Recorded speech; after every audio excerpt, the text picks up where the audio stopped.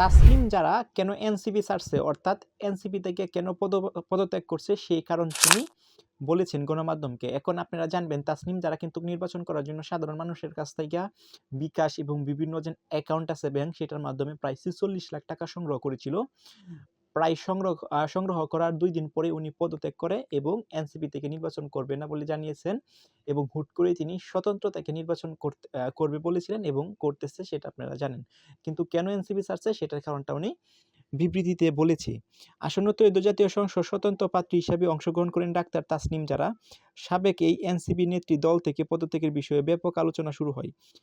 এ বিষয়ে তিনি জানিয়েছেন, পুরনো রাজনৈতিক কাঠামোর পরিবর্তনে আকাঙ্ক্ষা থেকেই এনসিপি থেকে সরে এসে স্বতন্ত্র প্রার্থী হিসাবে নির্বাচন করেছেন। মঙ্গলবার 13 জানুয়ারি নাগরিক প্ল্যাটফর্মের আয়োজিত এক সংলাপের বক্তব্য দিতে গিয়ে তিনি একথা বলেন। তাসনিম যারা বলেন, দেশের বিদ্যমান ব্যবস্থায় জবাবদিহিতার কাঠামো অত্যন্ত দুর্বল। রাইট। এই যে জবাবদিহিতা কাঠামো সেটা অনেক দুর্বল। সরকারি বলেন, যে কোনো দপ্তরে বলেন সেখানে কোনো জবাবদিহিতা নাই। যার কারণে বাংলাদেশের যে ব্যবস্থা আছে সেটা এরকম আছে। সব জায়গায় জটিলতা, যে যার জবাবদিহিতা করবে সেই তার নিয়োগকর্তা। দীর্ঘদিন ধরে যে সংস্কারের কথা বলা হচ্ছে তা নিয়ে আলোচনা চলমান রাখার অত্যন্ত জরুরি। একই সঙ্গে যারা ক্ষমতায় থাকবে তাদের জবাবদিহিতা নিশ্চিত করতে হবে। জনগণ পরিবর্তন চায় উল্লেখ করে তিনি বলেন, তারা পুরনো রাজনৈতিক জবাববন্দি আর গ্রহণ করতে প্রস্তুত নয়। এই পরিবর্তনের আকাঙ্ক্ষা থেকে আমি আমার দল থেকে সরে এসে স্বতন্ত্র প্রার্থী হিসাবে নির্বাচনে অংশ নেওয়ার সিদ্ধান্ত নিয়েছি।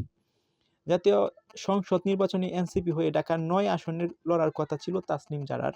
পরবর্তী সময়ে তিনি জানান, এনসিপি থেকে নয়, আসন্ন সংসদ নির্বাচনের স্বতন্ত্র প্রার্থী হিসেবে ঢাকার ৯ অংশ থেকে ৯ অংশগ্রহণ করবেন। অর্থাৎ ঢাকা যে ৯ আসনটা আছে সেখান থেকে অংশগ্রহণ করবে, বাট সেটা হচ্ছে স্বতন্ত্র থেকে, এনসিপি থেকে না। এখন তাসনিম জারা যে এনসিপি থেকে চলে আসছে, এখন কি এনসিপির উপরে কোনো প্রভাব পড়ছে? হ্যাঁ, একটা গুরুত্বপূর্ণ পদে কিন্তু ছিল তাসনিম জারা, সেখান থেকে তিনি পদত্যাগ করছে এবং যে মুহূর্তে উনি পদত্যাগ করছে সেখানে একটা গুরুত্বপূর্ণ সময় ছিল। সো কেউই পদত্যাগ করতেই পারে, যে কোনো পদ থেকে কেউ পদত্যাগ করতেই পারে, এটাই স্বাভাবিক। এখন তাদের মধ্যে যেন মন মানিল্য বলেন বা তাসনিম যারা যেন যে আকাঙ্ক্ষা নিয়ে এনসিপিতে ঢুকছিল এবং তাদের যেন একটা স্ট্রং কানেক্টিভিটি বা বন্ড ছিল, তাসনিম যারার যে মতামত আছে সেটার সাথে হয়তো এনসিপির মতামত ম্যাচিং হয় নাই। এটার কারণেই হয়তো উনি পদত্যাগ করছে, হয়তো না এরকমই হবে। আর এনে তো উনি বিবৃতি দিছে যে এটার জন্য উনি পদত্যাগ করে আসছে। এখন সামনে দেখা যাক তাসনিম যারা আসলে ত্রয়োদশ জাতীয় সংসদ নির্বাচনে যেহেতু নির্বাচন করতেছে স্বতন্ত্র প্রার্থী হিসাবে, সো যদি কোনো দল থেকে করতো তাহলে একটা সাপোর্ট উনি পাইতো। এখন যেহেতু এটা দল থেকে নির্বাচন করতেছে না, সেক্ষেত্রে সাপোর্ট একটু কমই পাবে। সবচেয়ে বড় কথা হচ্ছে তাসনিম যারা আসলে কি পাস করতে পারবে কিনা, সেটা হচ্ছে সময়ের ব্যাপার মাত্র।